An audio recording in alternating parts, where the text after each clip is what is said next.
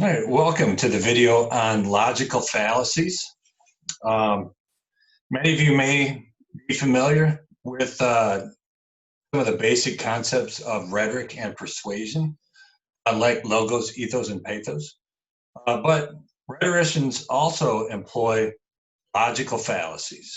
And what logical fallacies are clearly defined errors in reasoning used to support or refute an argument, excluding simple unintended mistakes, right? So um, often people use these logical fallacies intentionally, but they are also used unintentionally.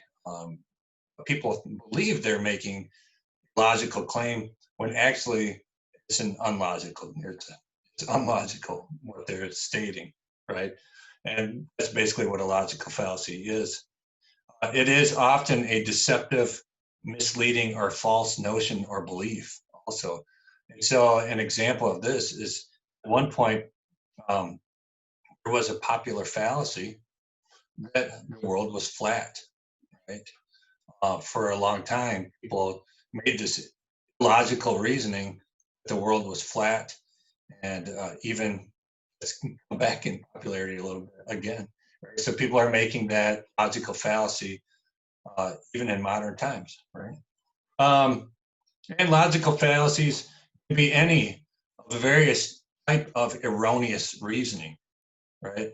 That the renders the argument logically unsound, right? So to begin with, what we have here is a cloud is 90% water, and a watermelon is 90% water. Therefore, since a plane can fly through a cloud, a plane can fly through a watermelon, right? Um, it seems funny to think about, right? A plane flying through a watermelon. Could a plane actually fly through a watermelon? No, it could not. So what we're doing is this is a faulty use of statistics, or percentages in this case, right? So just because something is 90% water doesn't mean that just because something else is 90% water, that the same outcome could be guaranteed, right? A watermelon is much more dense and it has a hard outer skin, whereas a cloud is all water vapor, right? So the plane can easily pass through and even move around the particles, right? And so you can't compare the two things. It's an illogical reasoning, right? Another popular logical fallacy is the straw man fallacy. Right? Straw man fallacy occurs when someone takes another person's argument or point, distorts it, exaggerates it in some kind of extreme way, and then attacks the extreme distortion as if it is really the claim the first person is making. Right? In this cartoon, you got Mitt Romney arguing with Barack Obama, right? And Barack says, "Stop editing my remarks to make it look like I hate business." And then that's how they stop editing my remarks section and leaves, "I hate business." So it continues to create this extreme strawman fallacy about Brock hating businesses, right? Which is actually an unsound claim. All right, this one is called the begging the question fallacy. Right? This fallacy basically occurs when an argument's premise assume the truth of the conclusion instead of supporting it. In other words, you assume without proof stand or position or a significant part of the stand is in the question. So it leaves something begging the question. It's also related to circular reasoning. Right? So this phrase, "I think before I am," right? It leaves a lot of questions. Right? It actually doesn't prove anything. Right? It's kind of an empty blank statement. Um, I like to say that if you were having a dream and someone in your dream told you, "I think, therefore I am," is the person in your dream a real person? Right? No, but they said it to you, so um, you really can't actually prove anything with this kind of claim. So that brings us to circular reasoning. Right? And this is where the premise equals the conclusion, and they just keep arguing in a circular fashion. It's very difficult to argue with somebody that argues this way, because often you really truly believe the thing that they're trying to tell you, and you can't really get them to understand that they're just arguing in circles. So if you've ever watched Ancient Aliens, the fellow on this show often uses circular reasoning, and in this meme, he states, if ancient aliens didn't exist, how did they build everything? Right? And so if you argued with somebody like this, you would say, well, you know they built everything. He would say, because the ancient aliens did it. And then you'd say, well, how do you know the ancient aliens existed? Because they built everything. And they just keep arguing that way. Right? Even if you present evidence to them, you just go back into the circular reasoning. Right? This one is also very popular. And unfortunately, we see this in our media all the time and in our politics. Right? This is the false dilemma fallacy, also called the either or fallacy. Right? Either or fallacy is also called the black and white fallacy. And this fallacy occurs when a writer builds an argument upon the assumption that there are only two choices, possible outcomes, when actually there are several different outcomes or choices to be made. So we see this all the time with the idea that there's only Republicans and the Democrats to vote for. Right? There's obviously many other choices that you can choose from. These parties are excluded from any of the debates and things like that, and so media and our politics present us with this either or fallacy all the time. It's what the only thing that we get. We don't get to see them debate the other parties, and there are many other parties, third parties, all kinds of different parties never get to be on the mainstream media. Right? And so this is a very typical fallacy. All right, the slippery slope fallacy. Slippery slope argument, logic, critical thinking, political rhetoric, and case law is often viewed as a logical fallacy in which a party asserts a relatively small first step leads to a chain of related events culminating in some significant effect. This is very popular in conspiracy theory. They will often have some type of premise where if you do X, it will lead to this, which will lead to another even worse thing, and then before you know it, the world is over. That's the slippery slope fallacy, right? In this case, they're talking about childhood obesity, right? And you've got the McDonald's ad, and you've got the food stamps healthy choice ad above it, where both of them are actually slippery slope fallacies. Where one, if you eat at McDonald's too much, you're going to keep eating there, you're going to become addicted to McDonald's, and the next thing you know, you're going to be terribly overweight. This is a fallacy because, there was the movie Super Size Me out there, where that was a bit of an extreme. And the person that filmed that intentionally overate to the point where his health got poor and he gained a ton of weight and all that kind of stuff. There are people that go to McDonald's and make healthy choices, and they actually lose weight. Right? So it's an interesting kind of slippery slope fallacy that people assert with fast food. Same thing where they're saying you should eat healthy and get on food stamps, but then people would say that's a slippery slope fallacy also. You get onto food stamps and then you become reliant on the government, and the next thing you know, you've got generations of people that have lived on welfare. And that's a logical fallacy also, because there are many people that have used assistance and then end up becoming office assistants, and even going to college and doing many different things, right? So that's also a logical fallacy. All right, ad hominem fallacy. Ad hominem is a short argument. Ad hominem typically refers to a fallacious argumentative strategy whereby genuine discussion of the topic at hand is avoided by instead attacking the character, motive, or other attribute of the person making the argument. Okay, so what they do is they try to distract you from the actual argument that's being made, and they do this in politics all the time, right? And what happens is the person doesn't have a legitimate counter argument. They're maybe losing their argument at the time, or really uncertain how to answer a particular question. And so what they do instead is they begin to attack the person directly instead of sticking to the actual debate. Right?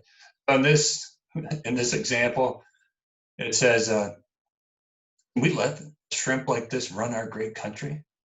Right? And so here he's attacking the shrimp's stature, right? Uh, instead of focusing on the actual argument. So this is a faulty use of authority fallacy, or creating a false needs fallacy, right? Used constantly in advertisement. This is a very popular fallacy also, right? And like this Hanes card here, right? We've used Michael Jordan to sell underwear, but Michael Jordan realistically probably does not know how to make underwear or what goes into the making of underpants, right? He's just a spokesperson for it. Hanes is paying him probably a tremendous amount of money to be their spokesperson. And they know that people are going to buy underwear just because they associate that product with that basketball player, right? The person's credentials become irrelevant at this point. Right? People don't equate that he was a basketball player, not a clothes designer. Right? So that's what makes this a logical fallacy. He's not actually an expert on the designing of clothes. Right? All right, red herring fallacy. A red herring is a kind of fallacy that is an irrelevant topic introduced into an argument to divert the attention of the listeners or readers from the original issue. In literature, this fallacy is often used in detective or suspense novels to mislead readers or characters, or to induce them to make false conclusions. And basically, this is just a distraction tactic. They use a red herring actually in warfare also. They'll create a diversion so that they can do something else.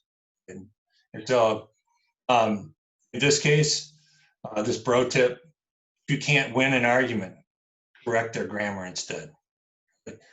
Classic distraction. The person's trying to argue their point, and the other person arguing with them keeps interrupting them and correcting them on things. It trips them up, get confused, right? Or they'll be asked the question themselves. They'll start to answer the question. They'll quickly divert to the audience or something like that. Start talking about something completely different and create a red herring. And often you need a good mediator. Bring the person back to the question. Otherwise, it actually does distract from the original point of the argument.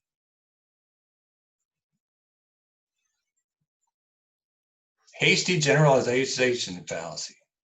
Hasty generalization is a fallacy in which a conclusion is reached is not logically justified by sufficient or unbiased evidence. It's also called an insufficient sample, converse accident, or a faulty generalization, or even a biased generalization. It jumps to a conclusion and it neglects qualification. So this example, it's a very simple example, but it describes it very well. 2 equals a number, and 1 equals a number. Therefore, 2 equals 1. We know actually numerically they do not equal one another. But yes, they are both numbers. Okay, so if you're just counting numbers, then you could jump to the conclusion that yes, 2 equals 1 because they're both numbers. But it's actually an illogical statement. Right?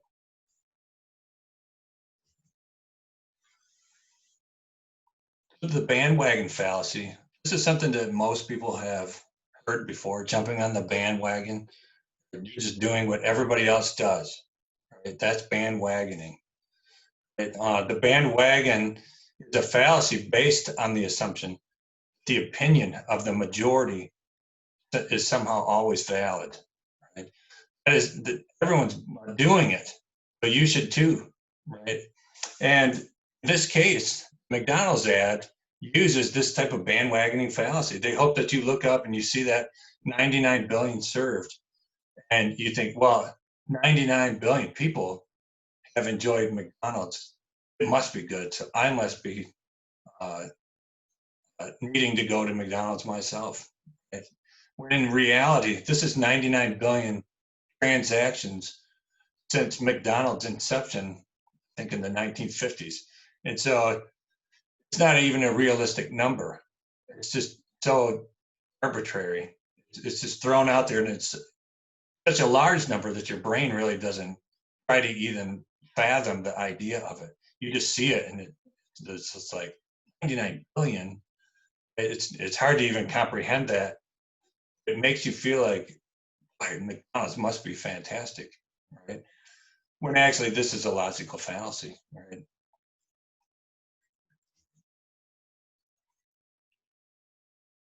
Missing the point fallacy.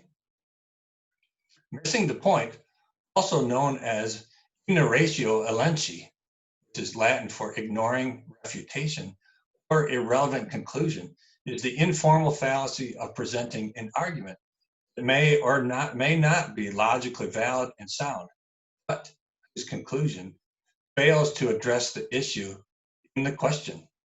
And basically, what it's saying is you try to tell somebody something, the truth or an argument, and the whole point of that argument just goes right over their head, right? In this cartoon, it says, no, I'm serious. It's all over the news. The only evidence they have of Hitler's body is this busted skull. They just found out it's actually from a young woman. And then the person responds, I can't believe it. Hitler was a chick? I wonder sometimes why I even try to talk, right? So the rabbit's friend in this case, they just don't get the point. Right? And they take just that one snippet of what was stated, and they take that out of proportion. They run with that, not the whole point of what was being stated.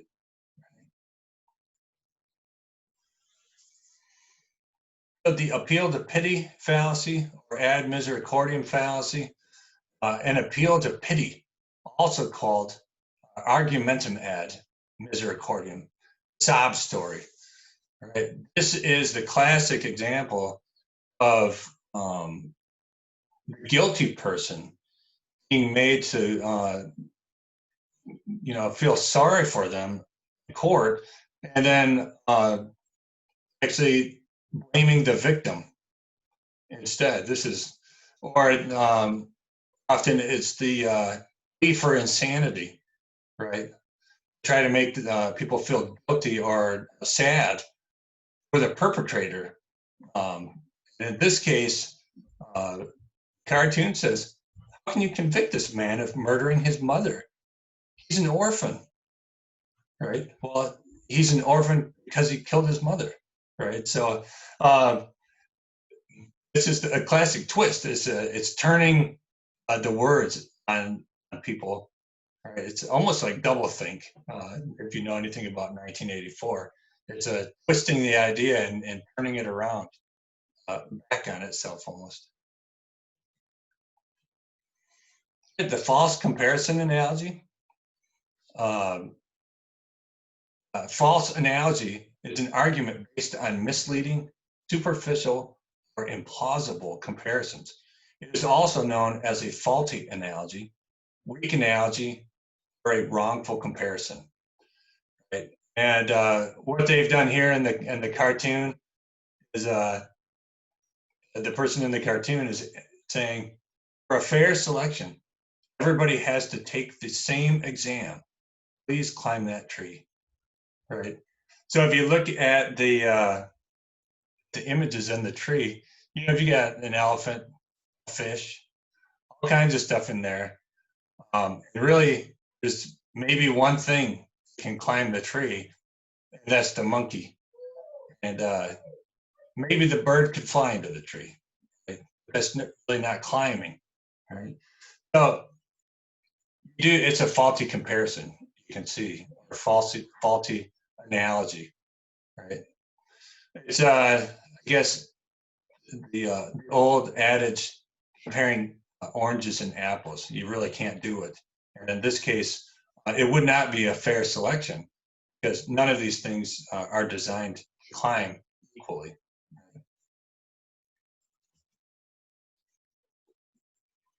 Tautology fallacy. A fallacy where the person arguing proves their argument by saying the same thing twice, just worded differently.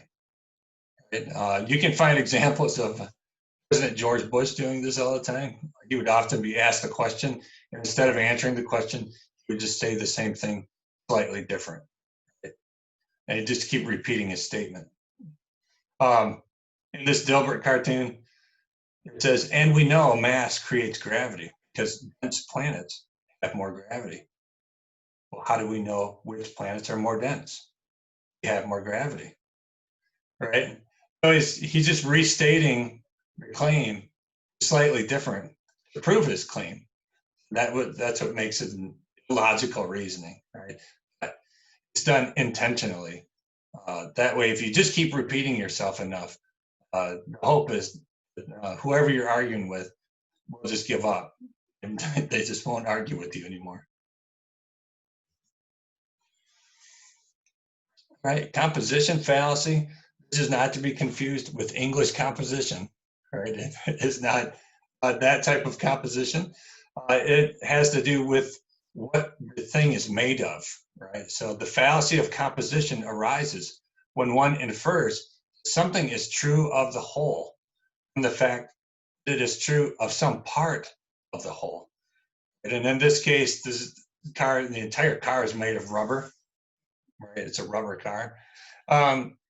So the idea here is if you were to get a piece of the tire and say this is from the car, somebody would then make the assumption the entire car must be made of rubber, right? And if you've ever heard that story about 7 blindfolded men that each of them touches a separate part of an elephant, and each one assumes that the whole thing must be the thing that they touched, where one of them touches the leg and they think it's a tree, and one of them touches the trunk, they think it's a snake. So the whole thing must be a snake. Right? That's this type of composition fallacy. It's actually illogical reasoning. And if you were to take the blindfold off those people, then actually are able to see the whole, right, instead of just the piece. That's really how to kind of dispel this kind of fallacy. Post hoc ergo propter hoc fallacy. Right? This is an informal fallacy that states since event Y followed event X, event Y must have been caused by event X. It is often shortened simply to post hoc fallacy, and this is also called the false cause fallacy. In this case, this meme says, I ate a loaf of bread and got a cold a few days later. you must have gotten sick from the bread, right? If that's just your brain trying to make sense of things. People will unintentionally create this fallacy because they're really not certain what got them sick. And so they just associate it with something, and it creates this fallacy. All right, appeal to tradition fallacy. This is also related to the fallacy that people make where they believe that just because something is new, it's better. In this case, people argue because it's old, it's better. Right? So the fallacy goes either way. Both are illogical reasoning. Right? But the appeal to tradition is the type of logical fallacy in which something is accepted as true or better because it's the way it's always been done. There's no evidence that a specific belief or course of action actually is better. Right? But just because you've always done it doesn't mean it's not incredibly stupid, is what this meme does. But there's a really interesting story about a windy goat path where a goat had originally made this path, and over hundreds of years, people continued to use the path. It was a very windy path, and eventually it got paved, and people kept driving over, and it took them an hour just to get through the city until somebody finally said, well, if we built a straight road through the city, it would take us 5 minutes to get through the city. I said, why don't we build a straight road? And the argument is, well, because it's always been this way. And so you just want to keep the road just because it's always been this way. Right, but just because it's been that way doesn't necessarily mean it's the best thing, right? And so that's where the logical reasoning comes in.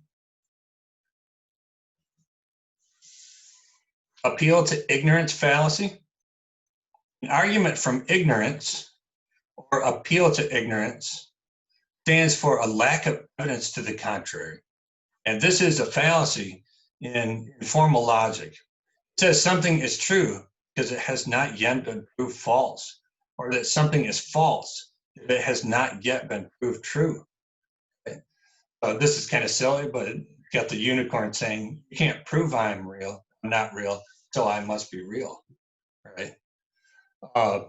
This happens though in real life when people put the burden of proof on everyone else instead of themselves, right? So they make a claim and they argue that it's true, even if they don't have any evidence to prove it's true.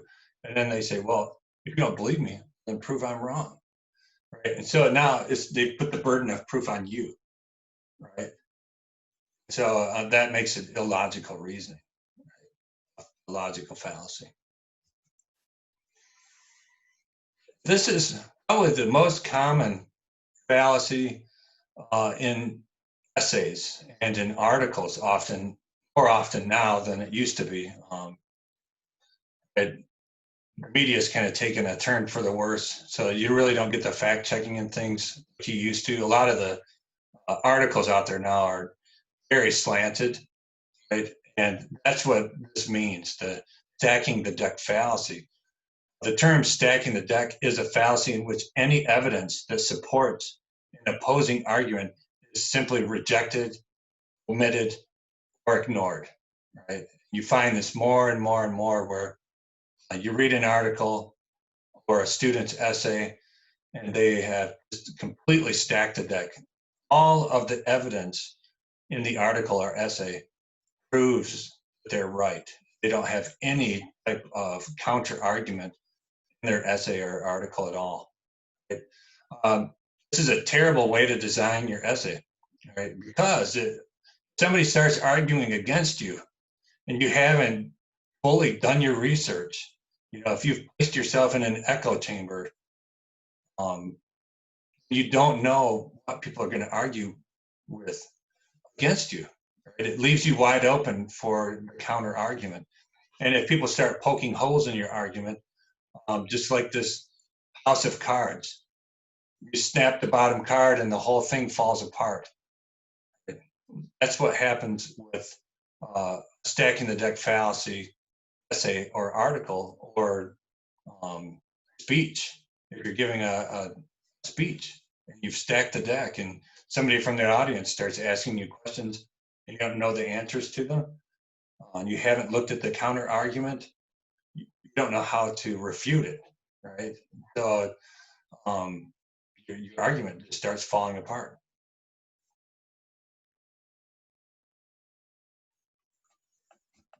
And that's the end of our logical fallacy video.